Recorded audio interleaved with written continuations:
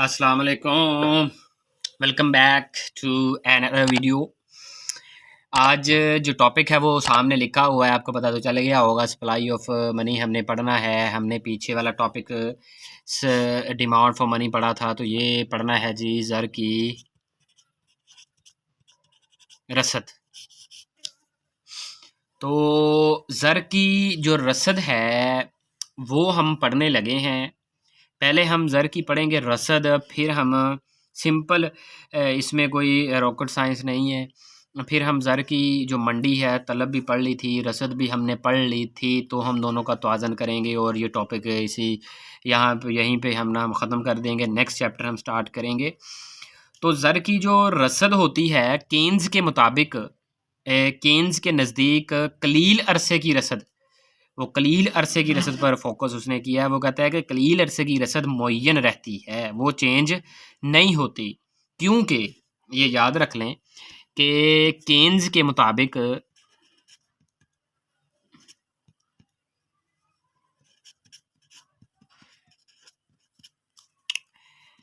अरसा कलील की में ज़र की रसद मुअय्यन रहती है, ये याद रख लें। क्यों रहती है? क्योंकि किसी भी मईशत में ज़र की रसद जो चेंज होती है वो किस वजह से होती है? गवर्नमेंट और मरकज़ी बैंक की जानिब से जारी करदा जो नोट होते हैं ना, और सिक्के जो होते हैं, और तजारती बैंकों में जितनी मौजूद तलबी अमानतें होती हैं उस पर मबनी होती है। यानी कि जिस कदर लोग ज़्यादा अकाउंट्स जमा करवाते हैं, ज़्यादा अकाउंट खुलवाते हैं, वहाँ पर पैसा ज़्यादा जमा करवाते हैं, तो वो ज़र की रसद है। फिर जो मरकज़ी बैंक की जानिब से जारी करदा जो नोट होते हैं या सिक्के होते हैं वो ज़र की रसद है। तो ये सारी ज़र की रसद होती है। तो ये बताती है, ये जितनी भी ज़र की रसद है कि वो मुअय्यन होनी चाहिए या नहीं।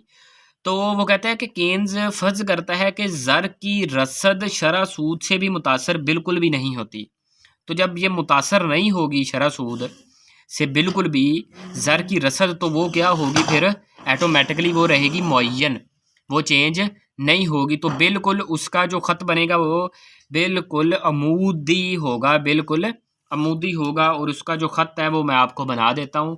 तो ये आपने याद कर लेना है कि अरसा कलील में, तवील में चेंज होगी, तवील में इसका पॉजिटिव स्लोप होगा, तो वो हम आगे बनाएंगे। लेकिन फ़िलहाल इसको इक्विलिब्रियम करने के लिए अरसा कलील में इक्विलिब्रियम करने के लिए हमारे पास ज़र की रसद चेंज नहीं होती। तो ये MS है और ये I है, मुतासर नहीं होगी इससे। तो बिल्कुल सीधा अमूदी ख़त होगा इसका, यानी कि MS = M0। ठीक हो गया। तो ये देख लें, शरह सूद चेंज हो रही है, R1 है, R2 है, R3 है, लेकिन उसका जो मनी सप्लाई है उस पर कोई भी जो ना काम नहीं आ रहा, मतलब बिल्कुल भी चेंज नहीं हो रही। तो अब केन्स के नज़दीक अरसा कलील में ज़र की रसद मुअय्यन रहती है, और इसकी वजह मैंने आपको बता दी है। क्योंकि ज़र की जो रसद, इधर लिख देता हूँ चलें, ज़र की जो रसद होती है वो हुकूमत और मरकज़ी बैंक की जानिब से जारी करदा नोट और सिक्के वगैरह तय करती है। तो वो मैंने आपको इसकी डायग्राम जो है वो बना दी। अब हमने क्या करना है, ज़र की मंडी में तवाज़ुन। सिंपल, हमने ज़र की तलब पढ़ ली है, ज़र की रसद पढ़ ली है। तो ज़र की मंडी में तवाज़ुन अब हमने पढ़ना है।